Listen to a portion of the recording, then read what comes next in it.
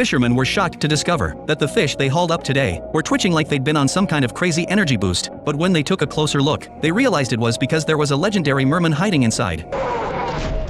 The military caught wind of this fast. This was a species humans had never seen before. They immediately set up a lab on the island to study this deep-sea monster. Its body looked eerily human, and even had male and female genders. This one they caught was male. From its neck, scientists pulled out a pearl that fit perfectly back into its body. Maybe in merman society it's a symbol of status or rank. This discovery meant, deep in the ocean, there could be tons more just like him, and that's not good news. Merman civilization is something humanity's never dealt with. If we end up clashing with them, it could spark an all-out war between land and sea. Scientists studied the dead merman's brain and built a machine that could actually talk to mermen. When they sent the translation pulse into the ocean, humans said hello to merman civilization for the very first time, as a peace offering, but little did they know, that signal alone was about to trigger a global disaster. That night guards were joking around near the body, totally unaware danger was closing in. One soldier stood up to grab a cup of coffee to stay alert, but turned around and froze in shock. The concrete floor had suddenly gone soft, like stepping into quicksand or swamp mud. Both soldiers thought that was seriously weird. Then in a split second, the female soldier stepped right through and plunged straight down.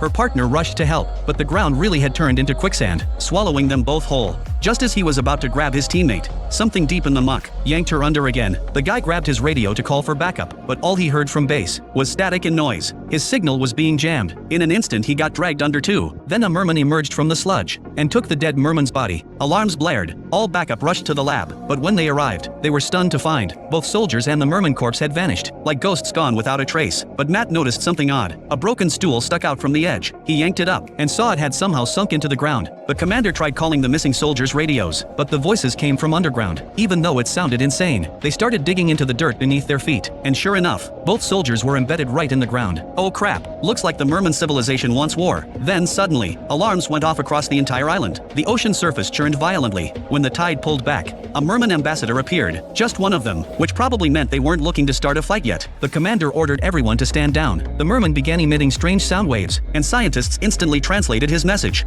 The ambassador said, humans killed a civilian from the merman tribe, so as punishment, they took 2 human soldiers' lives. Now we're even. The commander said he hoped for peaceful coexistence going forward. The ambassador agreed, but then suddenly, hundreds of thousands of merman soldiers surfaced offshore. Tension shot through the roof. The commander quickly repeated his peace offer. Humans don't want any conflict with merman civilization.